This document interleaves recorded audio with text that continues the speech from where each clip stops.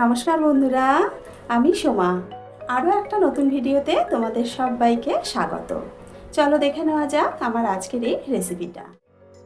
আজ চলে এসেছি একটা সয়াবিনের রেসিপি নিয়ে। রোজ রোজ একঘেয়ে সয়াবিনের তরকারি রান্না না করে আজ মসুর ডাল দিয়ে তৈরি করব একদম অন্য ধরনের একটা সয়াবিনের রেসিপি।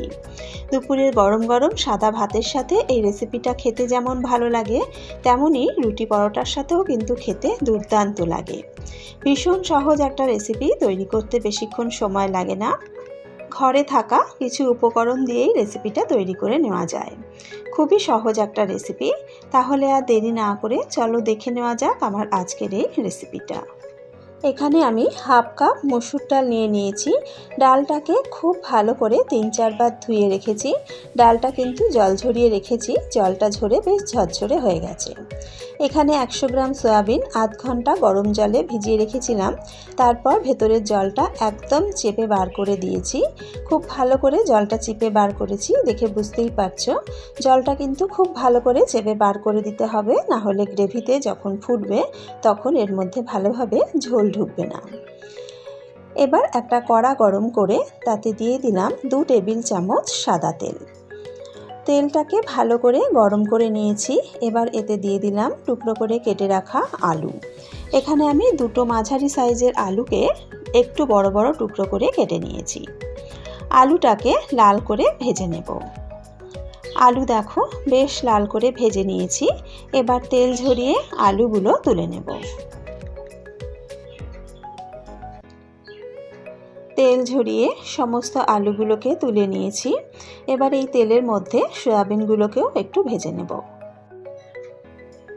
সয়াবিনগুলোকে যদি একটু ভেজে নেওয়া যায় তাহলে কিন্তু খেতে বেশ ভালো লাগে। সয়াবিনগুলোকেও দেখো বেশ লাল করে ভেজে নিয়েছি। সয়াবিনগুলোকেও তুলে নেব। আমার চ্যানেলে যে সকল বন্ধুরা এখনও আমার চ্যানেলটাকে সাবস্ক্রাইব করোনি, তাদের কাছে অনুরোধ রইল, প্লিজ আমার চ্যানেলটা সাবস্ক্রাইব করে আমার পাশে থেকো। তার সাথে সাথে পাশে থাকা বেল আইকনটা প্রেস করে নিও, তাহলে আমি চ্যানেলে যখনই কোনো নতুন রেসিপি আপলোড করব তার নোটিফিকেশান সবার আগে পৌঁছে যাবে তোমাদের কাছে। এবার কড়াতে দিয়ে দেব 3 টেবিল চামচ সর্ষের তেল। তেলটাকে ভালো করে গরম করে নিয়ে ফোড়নের জন্য দিয়ে দিলাম হাফ চা চামচ গোটা জিরে। জিরেটাকে একটু লাল করে ভেজে নিয়েছি। এবার এর মধ্যে দিয়ে দেব পেঁয়াজ কুচি। দুটো বড় সাইজের পেঁয়াজকে ছোট ছোট টুকরো করে কুচিয়ে নিয়েছি। পেঁয়াজটাকে লাল করে ভেজে নেব। পেঁয়াজ দেখো বেশ লাল হয়ে গেছে। এবার এতে দিয়ে দেব 1 টেবিল চামচ আদা রসুন বাটা। আদা রসুনের কাঁচা গন্ধটা যাওয়া পর্যন্ত পেঁয়াজের সাথে আরও কিছুক্ষণ ভেজে নেব। আদা রসুনের কাঁচা গন্ধটা চলে গেছে, পেঁয়াজ রসুনও বেশ লাল হয়ে এসেছে। এবার এতে দিয়ে দিলাম টমেটো বাটা। দুটো বড় সাইজের টমেটো মিক্সিতে পেস্ট করে নিয়েছি। পেঁয়াজ আদা রসুনের সাথে টমেটোটাকে একবার ভালো করে মিশিয়ে নিলাম। এবার গ্যাসের ফ্লেমটা লোতে দিয়ে বাকি কিছু মশলা দিয়ে দেব।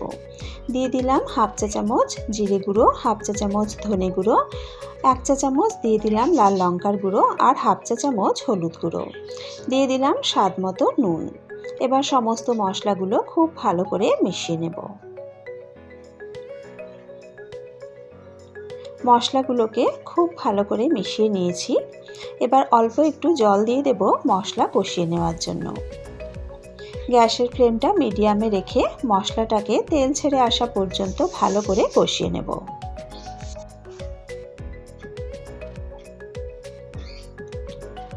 মশলাটা কিন্তু খুব ভালো মতন কষানো হয়ে গেছে। এবার এর মধ্যে মসুর ডালটা দিয়ে দিলাম। মশলার সাথে ডালটাকে ভালো করে মিশিয়ে নেব। মিনিট 2-3 সময় নিয়ে মশলার সাথে ডালটাকেও খুব ভালো করে কষিয়ে নেব। ডাল দিয়ে মিনিট 3 মতন কষিয়ে নিয়েছি। এবার ভেজে রাখা সয়াবিন আর আলুটাও দিয়ে দিলাম। সব কিছু ভালো করে মিশিয়ে নেব। আরও মিনিট 2 সময় নিয়ে খুব ভালো করে কষিয়ে নেব। সমস্ত কিছু খুব ভালোভাবে কষানো হয়ে গেছে। এবার জল দিয়ে দিলাম। এখানে আমি 2 বাটি মতন জল দিয়ে দিলাম। আর দিয়ে দিলাম 4-5টা চেরা কাঁচা লঙ্কা। এবার ভালো করে আবারও একবার সব কিছু মিশিয়ে নেব। গ্যাসের ফ্লেমটা হাইতে দিয়ে খুব ভালোভাবে আগে ঝোলটা ফুটতে দেব। ঝোলটা ফুটেও এসেছে, আবারও একবার ভালো করে মিশিয়ে নিলাম। এবার গ্যাসের ফ্লেমটা মিডিয়াম টু লোতে দিয়ে চাপা দিয়ে 10 মিনিট রান্না করে নেব। 10 মিনিট পর চাপাটা তুলে নিলাম। একবার খুব ভালো করে নাড়াচাড়া করে দেব। দেখতেই পাচ্ছ ডাল কিন্তু খুব ভালোভাবে সেদ্ধ হয়ে গেছে আর আলুও কিন্তু ভালোভাবে সেদ্ধ হয়ে গেছে। গ্যাসের ফ্লেমটা মিডিয়ামে দিয়ে আরও কিছুক্ষণ একটু রান্না করে নেব। দিয়ে দিলাম হাফ চা চামচ চিনি। যে কোনো রান্নায় একটু মিষ্টি দিলে তার স্বাদটা কিন্তু ভালো লাগে। মিনিট 2-3 মিডিয়াম ফ্লেমে রান্না করে নিয়েছি। দিয়ে দিলাম গরম মশলা আর ধনেপাতা কুচি। একবার সব কিছু খুব ভালো করে মিশিয়ে নেব। এর থেকে আর বেশি শুকনো শুকনো করব না, কারণ ঠান্ডা হলে কিন্তু এটা আরও শুকনো হয়ে আসবে। তৈরি হয়ে গেল ডাল আর সয়াবিন দিয়ে একটা দারুণ মজাদার রেসিপি। দুপুরের গরম গরম সাদা ভাতের সাথে এই সয়াবিনটা খেতে যেমন ভালো লাগে, তেমনই রাতের রুটি পরোটার সাথেও কিন্তু খেতে ভীষণ ভালো লাগে। দেখতেই পেলে কত সহজ একটা রেসিপি। রোজকার একঘেয়ে সয়াবিনের তরকারির বদলে এইভাবে কিন্তু আমরা খুব সহজেই তৈরি করে নিতে পারি। আশা করি আমার আজকের এই রেসিপিটা তোমাদের ভালো লেগেছে। যদি রেসিপিটা ভালো লেগে থাকে তাহলে অবশ্যই কিন্তু রেসিপিটা একবার বাড়িতে ট্রাই করো। আর বাড়িতে ট্রাই করলে খেতে কেমন হয় কমেন্টস করে আমাকে জানাতে কিন্তু ভুলো না। আজকের ভিডিও এখানেই শেষ করছি। আবারও হাজির হয়ে যাব একটা নতুন রেসিপির সাথে। সকলে ভালো থেকো, সুস্থ থেকো।